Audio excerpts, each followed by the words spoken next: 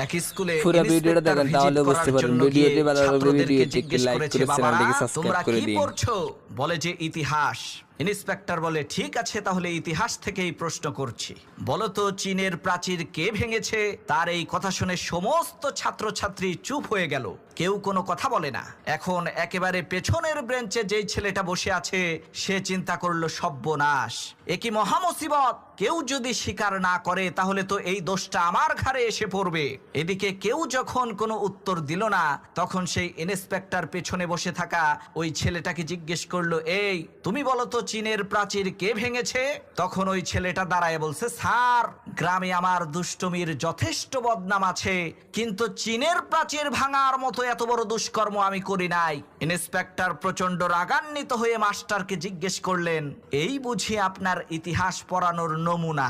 master ইন্সপেক্টরের বিরক্তি ভরা মুখ দেখে বলছেন,